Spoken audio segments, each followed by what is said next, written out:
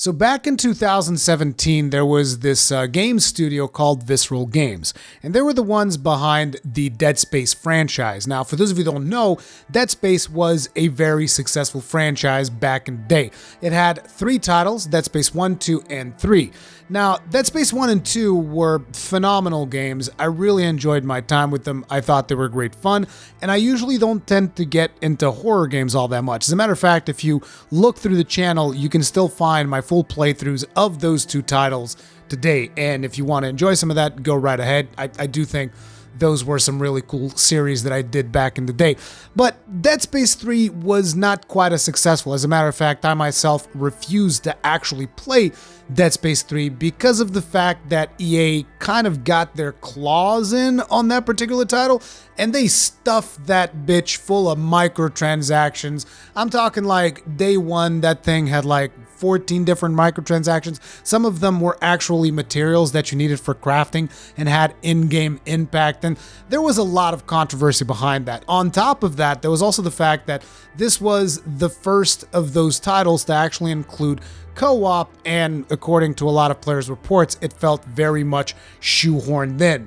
Which is weird because to me, usually I tend to like games that have co-op experiences, but I always thought like Dead Space was completely the wrong place to have a co-op experience. It just needed that kind of loneliness to really bring forth the horror and the vibe that the series was going for. But that's neither here nor there. Suffice it to say that Dead Space was real successful until they did the whole microtransaction shoehorned co-op thing. And Dead Space 3, as far as I'm concerned, was a bit of a flop. So anyways, this studio in 2017 was working on a new Star Wars game. It was going to be very much inspired by Uncharted. As a matter of fact, the head of that project was Amy Hennig, whose previous occupation had been the head writer and creative director for the Uncharted series. So therefore, this was going to be a project that is going to be very much Star Wars, kind of like Uncharted, right? And that was something that a lot of people were super excited for. But what ended up happening in 2017 is that EA shut down Visceral Games and they moved that Star Wars project to another studio. Now, I didn't do a lot of research as to which studio got the project. I mean, it is possible that this ended up going into Respawn and they kind of made it into what ended up being Jedi Fallen Order, but I don't think that is the case. But anyways, what was said at the time by one of the EA executives, Blake Jorgensen, was, as we kept reviewing the game, it continued to look like a much more linear game, which people don't like as much today as they did 5 years ago or 10 years ago. Basically implying that people in 2017 didn't really care that much for single-player linear story games. And that was one of the reasons why they wanted to cancel this Star Wars game that was going to be kind of like Uncharted with Amy Hennig at the helm. Another very good quote that they said was, "You gotta cut the bridge when you realize you can't make a lot of money on something," which was extremely disappointed. And I don't know how everybody felt about that particular project being canceled, but being a massive Star Wars fan, I was very, very, very disappointed because I was really looking forward to that particular project. And we've been pretty much starved of Star Wars games throughout this generation, as I've mentioned in my review of Jedi Fallen Order. Basically, there were something like 13 mobile titles that EA released, and then you had like your Battlefronts, and that was it. So there was not really a whole lot for, Star Wars fans to sink their teeth into. Eventually, this year, EA ended up publishing Star Wars Jedi Fallen Order, which is, for all intents and purposes, very much a single-player linear game. Now, you can argue, oh, it's not super linear because you can kind of pick which planet you go on as you progress through the story, but ultimately, the story is the story. It doesn't matter what path you take throughout the game, you're going to end up in the same ending cutscene. And there's a couple of variations of different activities that you can do and some optional stuff, but overall, for all intents and purposes, Star Wars Jedi Fallen Order is very much a single-player linear game. Well, now that the game has been out for a while, here are some of the quotes that EA has said about this game. This is not particularly breaking news. Like I said, I've been sick for a while now, so I'm kind of still playing catch up with some of these news. But the quote was, "The fastest selling digital launch for a Star Wars game in its first 2 weeks." And I'm just like sitting there thinking, well, I mean, what do you have? The first thing that you have to compare it to, I guess, would be Battlefront 1, which didn't even have a single player campaign. It was just a multiplayer game.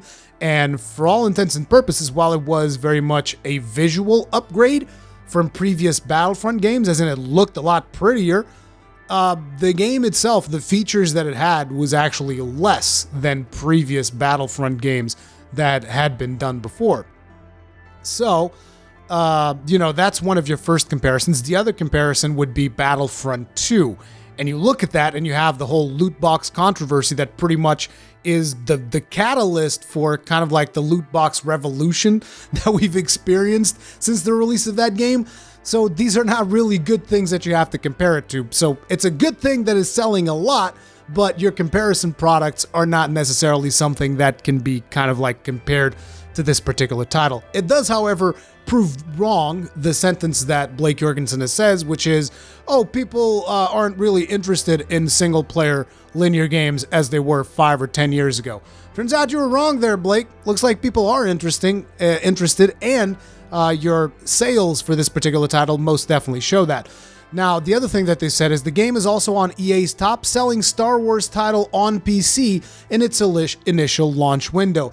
And guess why that is? That is because you did not segregate this game to your little Origin launcher. And better yet, not only you did not segregate this to your Origin launcher, you also didn't do any of your usual nonsense with the release windows of your games where someone needs like a friggin' Excel spreadsheet to figure out exactly when the game's releasing out. Okay, so if I get the Ultra Special Edition, I can begin playing 2 days earlier. But if I get the EA Access Premier Super Duper Mega, then I can begin playing 5 days in advance. But if I get the Collector's Extra Special Mega Access Premier, then it's like a full week. Oh man, I really gotta think this through. Or I can buy it day one and play day one. It's like, you didn't do any of that. You just kind of released the game. Isn't that amazing what happens when you just release a game and you put it on the most popular platform of PC, which is Steam for all intents and purposes, instead of trying to segregate your player base? Sure, I'm sure that this is also available on their Origin client, but Steam is where a lot of the PC users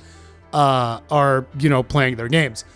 So in a lot of ways, it makes me super happy that Jedi Fallen Order is doing gangbusters as it is, because it kind of shows EA that, like, look, players want this kind of a video game.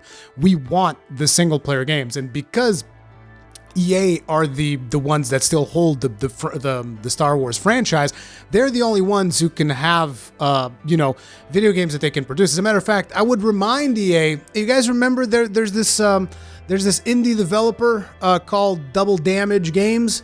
They pitched a game to you guys a couple of years ago. It was kind of like almost like a Rogue Squadron type of game of space combat. How about you guys revisit that idea, huh? Get in touch with them. If you want, I can get you the contact of Double Damage Games. You guys can get in touch with them, and maybe you should consider, now that you're on a roll with these single player games and you're making bank on them, maybe you should consider doing other styles of games, like getting back into the Rogue Squadron style. And the guys over at Double Damage, they're most definitely the best ones to do it, hands down. They're the ones who are behind Rebel Galaxy Outlaw, which shouldn't be news to you guys that I really, really enjoyed Rebel Galaxy Outlaw. So that's another potential game that EA could go ahead and start working on. At least that's something that I would like a space sim type game, and actually try to support joysticks this time, which you didn't really do for Battlefront 2, at least not on consoles. There are joysticks on consoles too. I remember I actually asked a developer of EA that was in I think it was Gamescom, and I asked him, hey, are you guys going to support HOTAS on consoles? And he's like, what now? But anyway, it's a good thing that Jedi Fallen Order is selling as well as it is. It's good for everyone that enjoys Star Wars content, as far as I'm concerned. But there's also a lot of reviews that I've seen of Jedi Fallen Order that I feel are a little bit exaggerated, or maybe even grossly exaggerated. Like, I've seen people call it's a near perfect game, and I'm just like, no, there's a lot of flaws. As a matter of fact, I have like a full review of Jedi Fallen Order. In case you guys haven't watched that, I'll link it like on the top right hand side. But it's like, no, it's not really a perfect game. It's got some flaws on it. It's a good game. It's not an amazing game. That's what I said in my review. There's also a lot of people saying it's groundbreaking and innovative in so many different ways, and I'm just like, slow your roll. Like, legit, again, it's a good game. It's not a groundbreaking game. It's definitely not the most innovative game I've ever seen. And then people also start talking about, oh, it's got the Dark Souls combat, Sekiro combat. I'm like, Jesus Christ. It's a good game. Slow your roll, people. It's not the most revolutionary thing we've ever seen, okay? Just chill out a little bit. But overall, I guess the point of this video is to point out that, like, look, you guys made a really bad call back in 2017. There are a lot of Star Wars projects that you could work on. Another one that was in development that I was very interesting to see was Star Wars 1313, which actually looks at the Star Wars universe without it always being from the lens of a Jedi Force user, which I would like to see more of that, you know, because most of the games, most of the Star Wars games, they tend to look at things from the eyes of a Force user, a Jedi. We don't even get that many Sith games either. It's like, show us the evil side, you know, show us the Empire side a little bit more too, because, like, I actually thought the Battlefront 2 campaign was going to be more about the Empire side of things, but, like, the character was converted like in 5 minutes. It's like, oh no, I'm a rebel now. Like, come on, man. There's so much potential for storytelling in the Star Wars universe, especially now that the movies completely dropped the ball. So, you know, there's so much there. I just hope that EA really realizes, like, hey, look, man, we had a good thing going with this game. Maybe we should try to produce more of these games instead of dumping like a massive budget in a game, because you can tell that, you know, while it is a good game, it's got a decent budget on it. You can tell that this wasn't like, hey, let's just put all of our money in this one thing, right?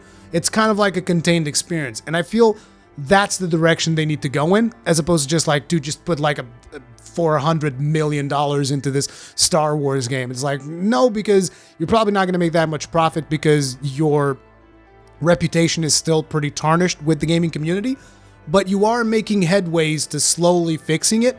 So it's just like, try to have some more single player games in your roster, particularly when it comes to Star Wars, because I want to see more Star Wars stories like the one in Jedi Fallen Order, which was actually pretty good in my opinion. But anyway, I'm gonna cut it off there. If you guys enjoyed this video, hit it up with a like. Thank you all very much for watching, and I'll see you guys in the next one. Stay strong. May your shields never break.